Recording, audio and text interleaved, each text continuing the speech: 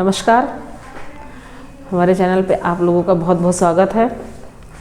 जैसा कि इसके पहले वीडियो में हम लोगों ने जो इतिहास में साहित्यिक स्रोत होते हैं उसके तीसरे पार्ट पे बात की थी, यानी उसमें वेदांग और सूत्र क्या होते हैं, स्मृतियाँ क्या होती हैं, उन सब पे चर्चा की गई थी। तो आज उसी कड़ी में आगे बढ़ते हुए साहित्यिक स्रोत, देखिए साहित्यिक स्रोत बहुत बड़ा है, उसमें ब्राह्मण साहित्य हैं, ब्राह्मणेतर साहित्य है, फिर लौकिक साहित्य, बहुत सारी चीज़ें हैं। तो एक वीडियो में समाहित करना उसको बहुत बड़ा वीडियो बन जाता है, इसलिए उसको अलग अलग करके छोटा छोटा करके वीडियो बनाया जा रहा है। तो इसके पहले साहित्यिक स्रोत पे 3 वीडियो आ चुके हैं, तो आज ये पार्ट 4 है, यानी चौथा पार्ट है, और साहित्यिक स्रोत का चौथा पार्ट भी है, प्लस ये अंतिम है। इसके बाद में साहित्यिक स्रोत समाप्ति है। तो कल हमने जो पुराण है वहाँ तक रचना की चर्चा की थी, बात की थी। तो साहित्यिक स्रोत में पुराण से जब हम आगे बढ़ते हैं तो हमें वहाँ पे महाकाव्य भी मिलते हैं, 2 महाकाव्य। क्लियर? जब हम पुराणों से आगे बढ़ते हैं 2 महाकाव्यों की भी रचना मिलती है, उनसे भी उस समय के जो इतिहास है, उस समय का जो भी समाज था, जैसा भी समाज था, उसकी भी जानकारी मिलती है। तो आइए उसी के बारे में देखते हैं। तो इसमें पहला महाकाव्य है जो आता है वो रामायण है। क्लियर? रामायण आप लोगों ने इसके बारे में सुना होगा, जाना होगा कि इसमें किन चीज़ों का वर्णन है। रामायण जो है मुख्यतः अयोध्या के राजा प्रभु श्री राम की पूरी जीवन गाथा इसमें लिखी गई है। उनके जितना भी उनका संघर्ष जो भी था वो सारी चीज़ें इस रामायण में संकलित हैं। तो देखते हैं रामायण की रचना। रामायण की रचना जो है वो महर्षि वाल्मीकि, क्लियर, महर्षि वाल्मीकि ने जो मूल रूप से रामायण लिखी गई थी, अब जो रामायण है वो मूल रूप नहीं है, लेकिन जो मूल रूप से रामायण लिखी गई थी वो महर्षि वाल्मीकि ने लिखी थी। और जब महर्षि वाल्मीकि ने रामायण को लिखी थी तो उस समय उसमें 6000 श्लोक थे। कितने श्लोक थे? 6000 श्लोक थे। क्लियर? जब मूल रूप से रामायण लिखी गई थी महर्षि वाल्मीकि के द्वारा तो उसमें 6000 श्लोक ही लिखे गए थे। जो बाद में कुछ ऐड किए गए, उसमें बाद में बढ़ करके इन श्लोकों की संख्या जो हुई थी वो 6000 से बढ़ के कितनी हो गई थी? 12000। क्लियर? 12000 श्लोक हो गया था। 6000 से बढ़ करके 12000 हो गई थी। और अंततः जो अब हम इस रामायण पढ़ते हैं उसमें 24000, यानी ये भी 12000 से बढ़ करके अंततः रामायण में टोटल 24000 श्लोक हो गए थे। क्लियर? 24000। यानी जब महर्षि वाल्मीकि ने रामायण लिखी तो इसमें 6000 श्लोक थे, बाद में इसमें 12000 श्लोक हुए, फिर लास्ट में अंततः इसमें 24000 श्लोक हो गए थे। लेकिन जब ये 24000 श्लोक इसमें हुआ तो इसको एक और नाम दिया गया। इसको कहा जाने लगा चतुर्विंशति सहस्त्री संहिता। क्लियर? इसका ये नाम हो गया था चतुर्विंशत मतलब 24, सहस्त्र माने 1000, यानी 24000 श्लोक की जो संहिता है वो चतुर्विंशति संहिता के नाम से इसको जाना जाने लगा था। क्लियर? आगे बढ़ते हैं। इनमें किन चीज़ों का वर्णन है? अभी चर्चा हुई थी इसमें प्रभु श्री राम के मतलब जितना भी उस समय का सारी चीज़ें थी राम से संबंधित, यानी जो उनको 14 वर्ष का वनवास मिला था, वो लंका गए थे, सारी चीज़ें, इन सब चीज़ों का वर्णन है। उसके साथ साथ इसमें उस समय के जो सामाजिक जीवन कैसा था, राजनीतिक जीवन कैसा था, उन सब चीज़ों की वर्णना भी इसमें हुई है। क्लियर? उससे आगे बढ़ते हैं। देखिए इसमें हिंदुओं, यवनों और शकों के बीच का भी संघर्ष इसमें परिलक्षित होता है, दिखाई देता है रामायण में। हिंदुओं के बीच का, यवनों के और शकों, इन तीनों के बीच का जो संघर्ष था उस समय रामायण में ये भी इसमें वर्णित किया गया है। तो ये हो गई रामायण की बात। नेक्स्ट हम बढ़ते हैं जो दूसरा महाकाव्य है, सबसे प्रसिद्ध महाकाव्य, वो महाभारत है। क्लियर? महाभारत। महाभारत में किन चीज़ों का वर्णन है? आप सभी लोग इसको अच्छे से जानते हैं कि महाभारत में पांडवों और कौरव, क्लियर, जो पांडव और कौरव के बीच महाभारत का युद्ध हुआ था, उन सभी चीज़ों का वर्णन यहाँ पे मुख्य रूप से पांडवों और कौरवों के बीच का वर्णन जो भी है, उनके साम्राज्य का, उनके राजनीतिक जीवन का जो भी था, उन सभी चीज़ों का वर्णन कहाँ पे है? महाभारत में है। क्लियर। महाभारत की रचना किसने की? महाभारत की रचना वेद व्यास जी ने की थी। क्लियर, ये इसके रचयिता है वेद व्यास जी, इन्होंने महाभारत की रचना की थी। महाभारत में टोटल 18 पर्व हैं। जैसे हम कोई चीज़ पढ़ते हैं उसमें खंड होते हैं, भाग्य होते हैं, अधिकरण होते हैं, तो महाभारत में भी 18 पर्व है। आगे बढ़ते हैं। देखिए, महाभारत जब लिखा गया था तब इसमें 8800 श्लोक थे, यानी 8800 श्लोक थे, और तब इसको जय संहिता के नाम से जाना जाता था। क्लियर। जब महाभारत शुरुआत में प्रारंभिक में लिखी गई थी तो 8800 श्लोक थे, यानी 8800 श्लोक थे, और तब इसका नाम क्या था? जय संहिता था। बाद में इसमें श्लोकों की संख्या बढ़ी और ये कितने हो गए थे? ये 24,000 श्लोक हो गए थे। क्लियर, 24,000 श्लोक। तो जब 24,000 श्लोक इसमें हुए थे तो इसको एक नया नाम मिला, तब इसको भारत के नाम से जाना जाने लगा था। क्लियर, यानी जैसे श्लोकों की संख्या बढ़ रही है इसमें नाम भी बदल रहे हैं। ये बहुत इंपॉर्टेंट है, इसको पेपर में पूछा जा सकता है कि जब इसमें महाभारत में 24,000 श्लोक थे तो इसको किस नाम से जाना जाता था, ऐसे क्वेश्चन इसमें आ सकते हैं। तो जब 8800 श्लोक थे तब इसका नाम जय संहिता था। 24,000 श्लोक हुए तो इसका नाम बदलकर इसका नाम भारत हो गया। कालांतर में यानी बाद में इसका जो श्लोक है वो संख्या बढ़ करके इसमें 1,00,000 श्लोक हो गए थे। क्लियर। और जब 1,00,000 श्लोक हुए थे तब इसको सतसहस्त्र संहिता या महाभारत, सत मतलब 100, सहस्त्र माने 1000, 100,000 मतलब 1,00,000, यानी सतसहस्त्र संहिता नाम दिया गया, अर्थात महाभारत। ये दोनों नाम मिला था इसको 1,00,000 श्लोक होने पर, इसीलिए इसको महाभारत कहा जाता है। आगे बढ़ते हैं। इसमें जैसा कि बताया गया, इसमें कौरवों और पांडवों के बीच जो भी चीज़ें थी, राजनीतिक जीवन उनका जो था, सामाजिक जो था, धार्मिक जो था, और प्लस बाद में जो महाभारत युद्ध हुआ था, उन सभी चीज़ों का वर्णन इस महाभारत में मिलता है। आगे देखते हैं। महाभारत का जो प्रारंभिक उल्लेख मिलता है, महाभारत का प्रारंभिक उल्लेख वो अश्वलायन गृह सूत्र में मिलता है। अभी इसके पहले वीडियो में हमने साहित्यिक सूत्र में आपको सूत्र के बारे में बताया था। इसमें सौत्र सूत्र, गृह सूत्र, ये सारे सूत्र बताए, धर्म सूत्र बताए गए थे। तो उसी में गृह सूत्र का ही प्रकार है अश्वलायन सूत्र। तो जो महाभारत है इसका प्रारंभिक उल्लेख जो है वो अश्वलायन गृह सूत्र में मिलता है। आगे बढ़ते हैं। जैसे इसकी बात अभी की थी कि इसमें 18 पर्व है, तो 18 पर्व में जो इसका छठा पर्व है, यानी इसका जो छठा पर्व है, छठवें पर्व में भीष्म पर्व कहा जाता है। उसको छठा पर्व क्या कहा जाता है? भीष्म पर्व। क्लियर। इसके छठे पर्व को भीष्म पर्व कहते हैं। और जो श्रीमद् भगवत गीता का मतलब गीता है, यानी जो महाभारत युद्ध के समय में श्री कृष्ण ने अर्जुन को उपदेश दिया था, इसका संकलन भगवत गीता में है। तो उसका जो भगवत गीता मिलती है वो भीष्म पर्व में ही है। क्लियर। तो छठा पर्व क्या है? भीष्म पर्व है।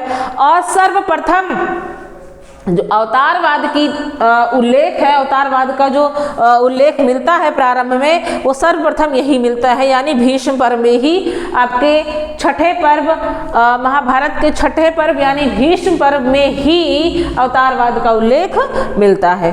क्लियर। आगे बढ़ते हैं। ये हो गया रामायण और महाभारत।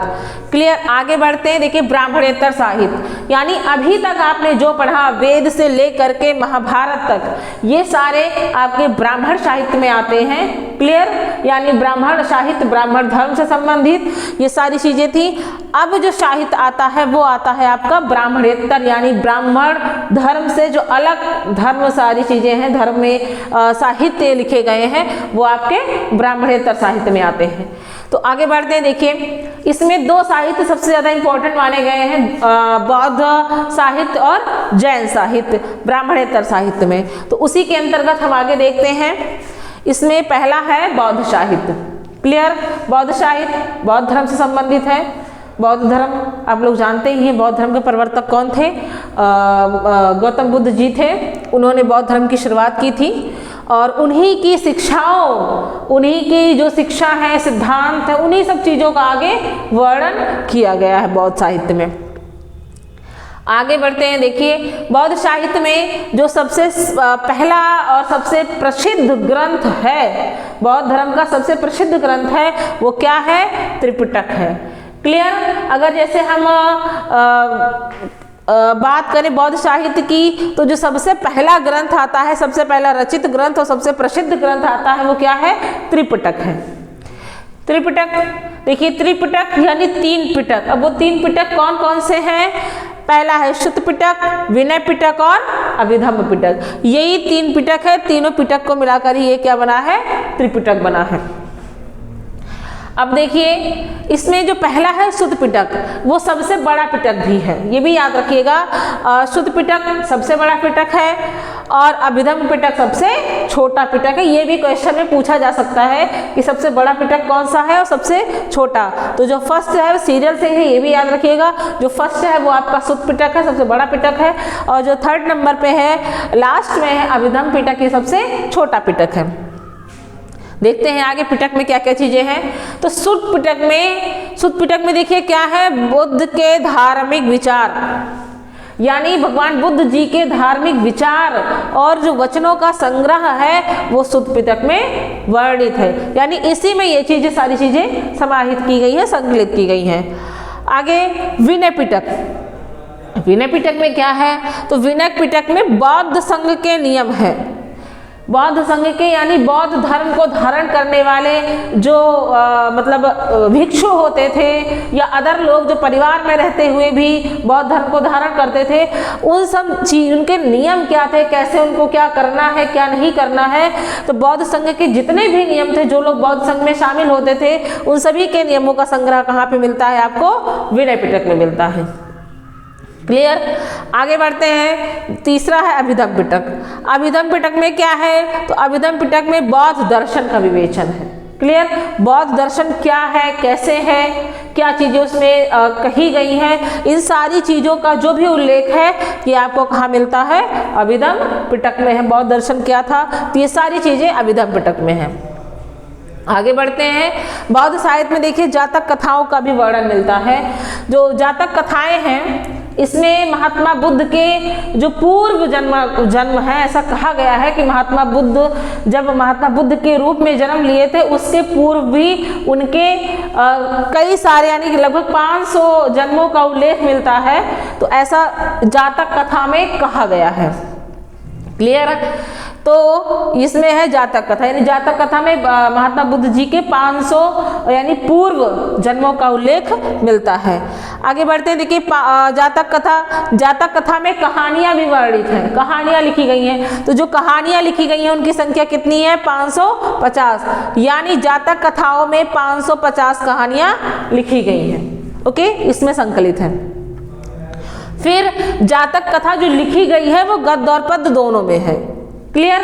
गद्य में भी लिखी गई है और पद्य में भी जातक कथाएं लिखी गई हैं।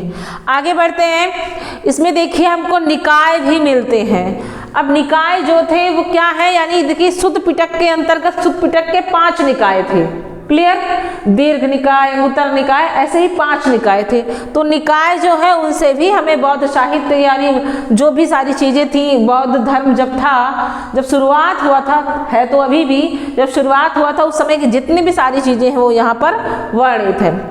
लेकिन निकाय में क्या लिखे गए हैं? जो निकाय है उसमें बौद्ध धर्म के सिद्धांत और कहानियों का वर्णन है निकाय में। क्लियर? निकाय में क्या है? तो बौद्ध धर्म के सिद्धांत और कहानियों का वर्णन मिलता है। आगे आते हैं। देखिए अगला है दीपवंश और महावंश।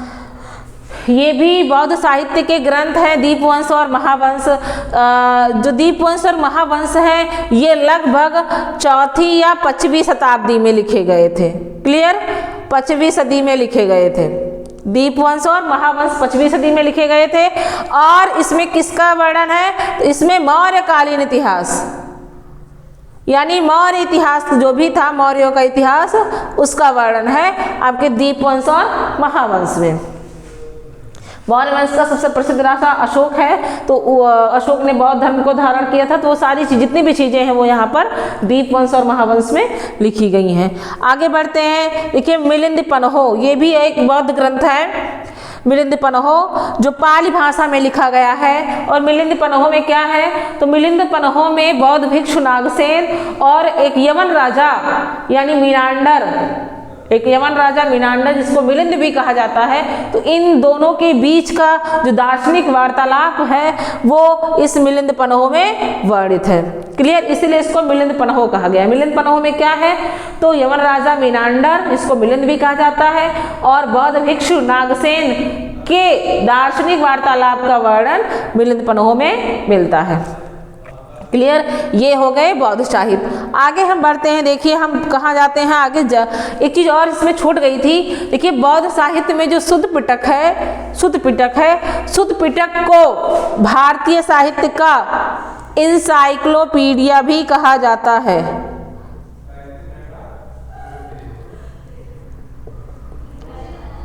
क्लियर, शुद्ध पिटक को भारतीय साहित्य का क्या कहा जाता है, मतलब बौद्ध साहित्य का इंसाइक्लोपीडिया शुद्ध पिटक को कहा जाता है। ये चीज़ याद रखेगा, ये भी क्वेश्चन आ गया, ये थोड़ा सा छूट गया था।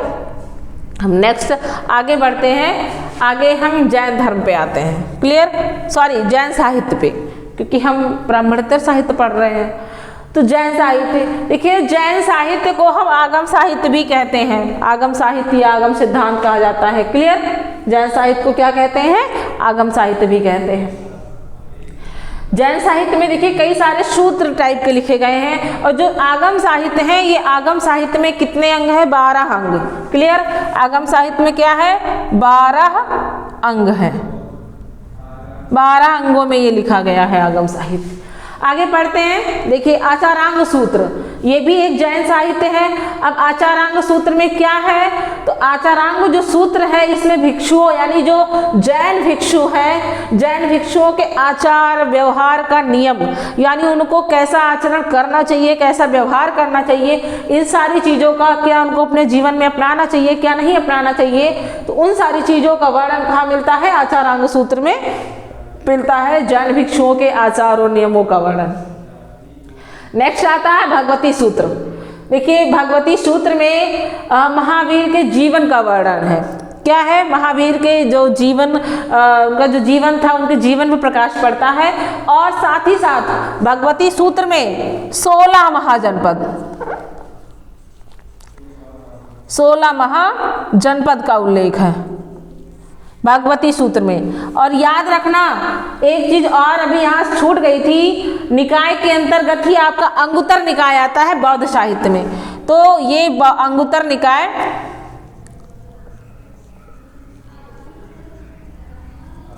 ये बौद्ध ग्रंथ है। क्लियर, तो बौद्ध साहित्य अंगुत्तर निकाय और जैन साहित्य भगवती सूत्र, इन दोनों में 16 महाजनपद। 16 महाजनपद आप जानते हैं, बौद्ध जिस समय गौतम बुद्ध जी थे उसी समय 16 महाजनपद भी था। तो जो 16 महाजनपद है, यानी भारत उस समय 16 महाजनपदों में विभक्त था। तो जो 16 महाजनपद है, इनका उल्लेख 2 ही जगह वर्णन मिलता है, ये ज़्यादा प्रसिद्ध है, ये पूछा भी जाता है। तो अगर बौद्ध धर्म की बात की जाए, बौद्ध साहित्य की बात की जाए, बौद्ध की किस बौद्ध साहित्य में 16 महाजनपद का वर्णन है, तो अंगुत्तर निकाय में। और किस जैन साहित्य में, अगर जैन की बात की जाए, किस जैन साहित्य में 16 महाजनपद है, तो भगवती सूत्र में। ये दोनों में बौद्ध साहित्य अंगुत्तर निकाय और जैन साहित्य भगवती सूत्र में 16 महाजनपदों का उल्लेख मिलता है। आगे बढ़ते हैं, देखिए आगे है कल्प सूत्र। कल्प सूत्र याद रखना, कल्प सूत्र की रचना जो है भद्रबाहु ने की थी। किसने की थी, भद्रबाहु। महात्मा बुद्ध के जन्म के बाद में जब ये महावीर जो महावीर स्वामी थे, इनके बाद में जब जैन धर्म 2 भागों में बटा था, दिगंबर और श्वेतांबर में, तो जो दिगंबर संप्रदाय था उसके जो प्रवर्तक थे वो भद्रबाहु थे। तो भद्रबाहु ने किसकी रचना की है, कल्प सूत्र की रचना की है। कल्प सूत्र में क्या है, तो कल्प सूत्र में जैन धर्म का प्रारंभिक इतिहास वर्णित है। क्लियर, कल्प सूत्र में भद्रबाहु ने क्या लिखा था, जैन धर्म का प्रारंभिक इतिहास, यानी जैन धर्म में कितने तीर्थकर हुए हैं, 24। तो फर्स्ट से लेकर के जो भी इतिहास था तीर्थकरों का, वो सारा वर्णन कहाँ पे मिलता है, कल्प सूत्र में मिलता है। आगे बढ़ते हैं, देखिए जैन साहित्य ही है परिशिष्ट पर्वन, जो किसने लिखा है, हेमचंद्र ने लिखा है। हेमचंद्र ने परिशिष्ट पर्वन लिखा है, ये कब लिखी गई थी? तो ये 12वीं शताब्दी में लिखी गई थी। क्लियर? और याद रखना जैन साहित्य जो है वो प्राकृत भाषा में लिखी गई। क्लियर? ये आपके जो बौद्ध साहित्य है ये पाली भाषा में है, बाद में कुछ विद्वानों ने इसको संस्कृत भाषा में भी लिखना शुरू किया था, लेकिन जो जैन साहित्य है वो किस में लिखे गए हैं? प्राकृत भाषा में। आगे हम बढ़ते हैं। अब ब्राह्मणोत्तर साहित्य, ये यही दोनों साहित्य थे। इसके बाद में जो आता है लौकिक साहित्य। क्लियर?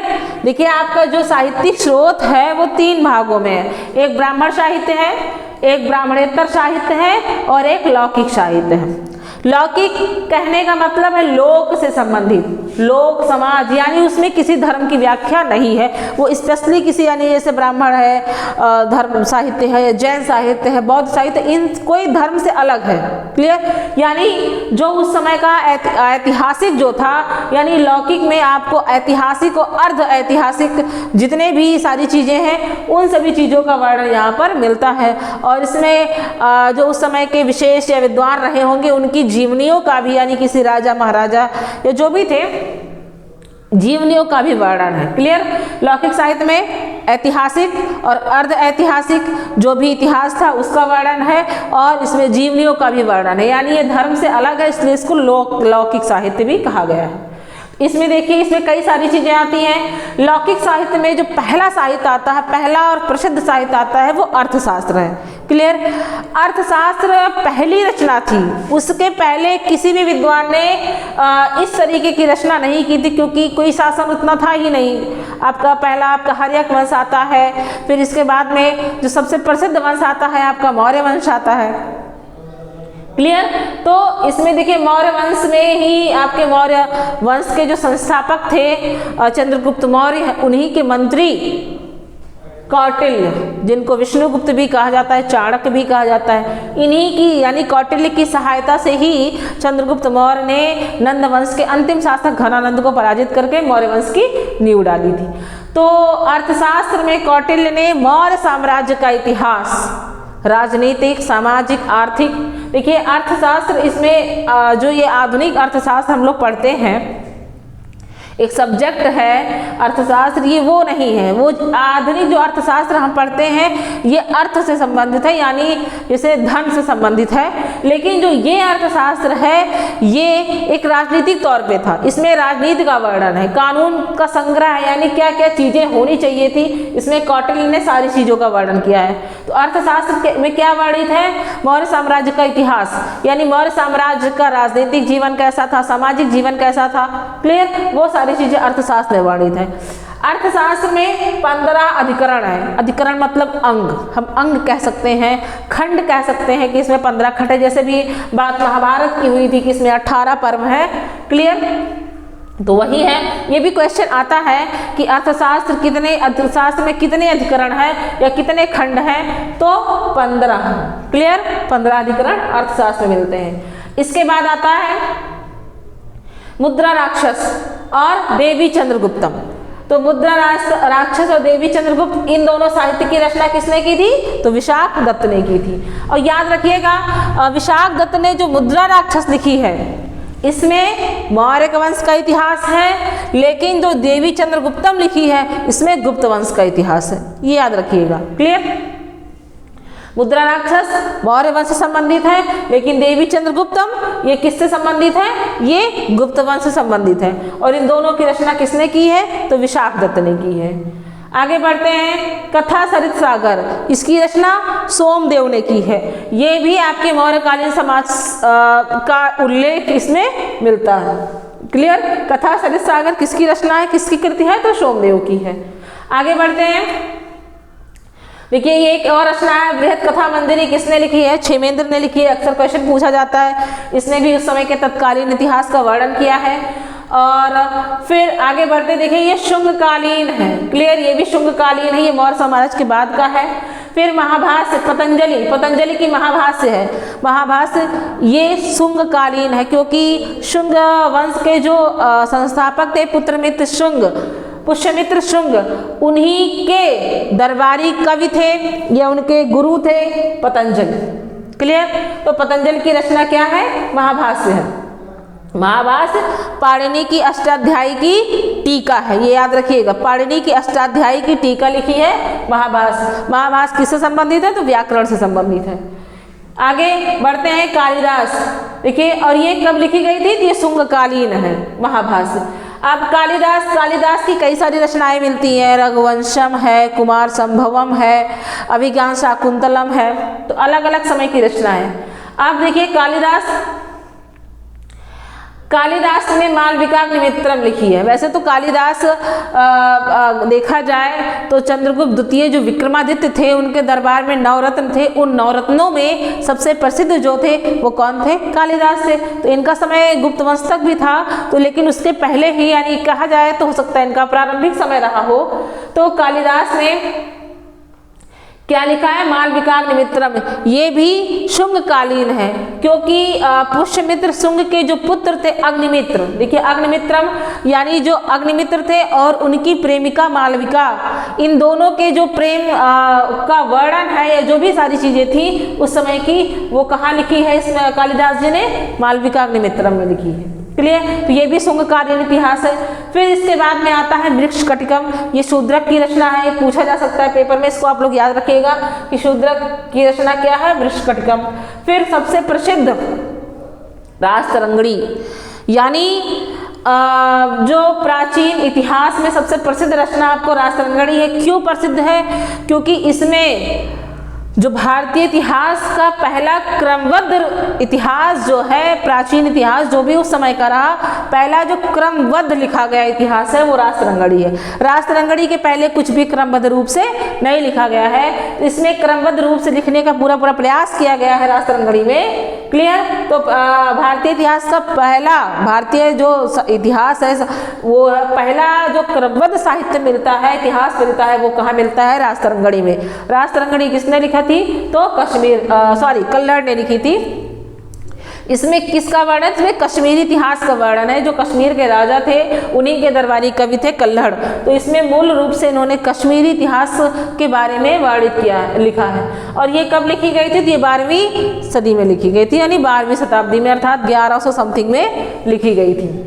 आगे बढ़ते हैं। देखिए ये तो था कि सामाजिक, मतलब जो राजनीतिक है, जो किसी भी राजा से संबंधित था, उसके सामाजिक, राजनीतिक, आर्थिक जीवन क्या था, उस समय का इतिहास क्या था, उनसे वर्णित है। लेकिन देखिए इस समय इसमें कुछ जीवनियाँ भी लिखी गई थी। क्लियर? इसमें कुछ जीवनियाँ भी लिखी गई हैं। तो जीवनियों में पहली जीवनी जो है बुद्ध चरित है, यानी महात्मा बुद्ध की जीवनी इसमें लिखी गई है। किसने लिखी है? तो अश्वघोष ने लिखी है। क्लियर? अश्वघोष को आप जानते हैं? तो अगर नहीं जानते, अश्वघोष वही है जो जो चौथी बौद्ध संगीति हुई थी उसमें जो उपाध्यक्ष थे, यानी कनिष्क के समय में हुई थी, तो उसमें जो अध्यक्ष थे वशुमित्र थे और जो उपाध्यक्ष थे वो अश्वघोष थे। तो वही अश्वघोष है। उन्होंने क्या लिखा है? बुद्ध चरित्र, यानी ये महात्मा बुद्ध के जीवन पर लिखी गई है। अगली जीवनी आती है हर्षचरित्र। हर्षचरित्र इसमें बाणभट्ट कौन थे? तो ये वर्धन वंश के जो राजा थे हर्षवर्धन, ये उनके दरबारी कवि थे, तो उन्हीं के जीवन पर इन्होंने क्या लिखा है? हर्षचरित्र लिखा। ये भी जीवनी है।